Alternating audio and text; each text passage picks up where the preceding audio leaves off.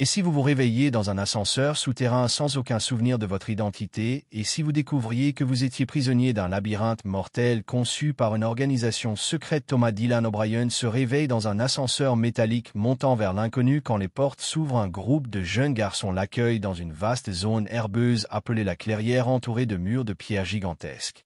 Ces garçons appelés blocards ont formé une société rudimentaire, chacun assumant des tâches spécialisées. Leur leader Albie explique que chaque garçon finit par se rappeler son nom, mais jamais son passé. Thomas apprend qu'un vaste labyrinthe les entoure et pourrait être la seule voie de sortie. Pendant la journée, des coureurs désignés explorent le labyrinthe, cherchant une route d'évasion, revenant avant la tombée de la nuit quand l'entrée se ferme.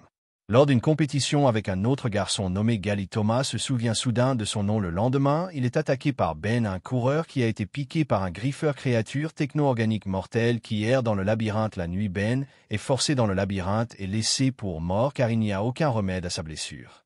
Albie et Mino, le coureur principal, retracent plus tard les pas de Ben à l'intérieur du labyrinthe. Mino réapparaît au crépuscule traînant Albie qui est piqué, mais ils sont incapables d'atteindre l'entrée qui se ferme à temps. Thomas court dans le labyrinthe pour aider, laissant tous les trois piégés. Thomas attire un griffeur dans un passage qui se ferme, le faisant écraser. Le trio parvient à survivre la nuit, revenant le lendemain matin.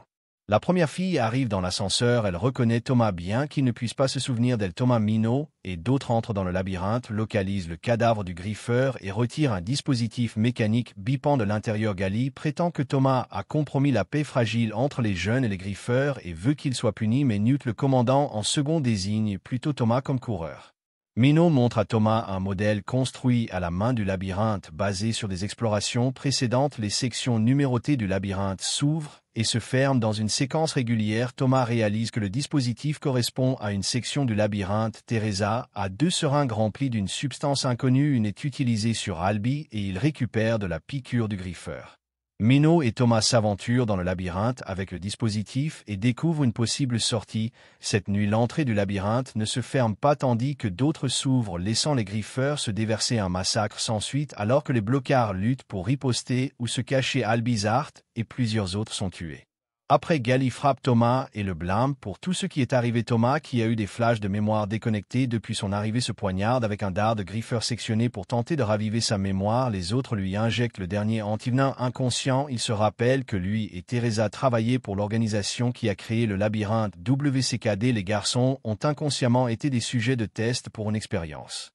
Thomas se réveille et partage cette information avec Newt, Mino, Chuck et Teresa. Thomas expose alors lui et Teresa, confessant qu'ils ont travaillé avec WCKD et étudié les garçons pendant des années. Pendant ce temps, Gali a pris le commandement et a l'intention de sacrifier Thomas et Teresa aux griffeurs pour restaurer la paix. Plusieurs blocards forment un groupe et les libèrent. Ils approchent le labyrinthe pour tenter de trouver une évasion, tandis que Gali et quelques autres refusent de partir, combattant les griffeurs en chemin. Plusieurs adolescents sont tués. Les survivants entrent finalement dans un laboratoire jonché de cadavres. Dans un enregistrement vidéo, une femme nommée Ava Page explique que la planète a été dévastée par une éruption solaire massive suivie d'une pandémie d'un virus mortel appelé la braise. Les adolescents apprennent qu'ils faisaient partie d'une expérience étudiant un remède. Page est vu se tirant dessus à l'écran alors que le laboratoire est attaqué par des hommes armés. Gali apparaît soudain avec un pistolet ayant été piqué par un griffeur. Il insiste qu'ils doivent rester dans le labyrinthe et vise Thomas, mais est transpercé par la lance de Mino. Chuck est mortellement touché quand le pistolet de Gali se déclenche. Des hommes armés masqués se précipitent alors et emmènent le reste du groupe vers un hélicoptère. Ils volent au-dessus d'un vaste désert désolé et approchent une ville en ruine. La scène se termine avec la scientifique supposément morte se réunissant dans une pièce. Page note que l'expérience est réussie. Les survivants entrent maintenant dans la phase 2. The Maze Runner révèle que parfois les plus grandes prisons sont celles qu'on ne voit pas. Parfois ceux qui nous sauvent sont ceux qui nous ont d'abord emprisonnés et parfois échappés. Un labyrinthe ne fait que nous mener à un labyrinthe encore plus grand.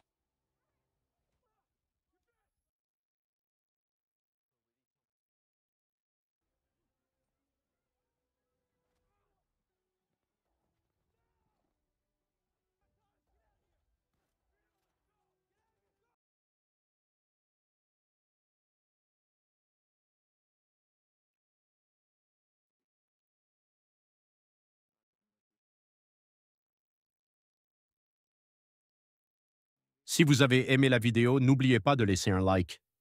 Abonnez-vous et activez les notifications pour découvrir encore plus de secrets sur les films et les séries. On se retrouve dans la prochaine vidéo.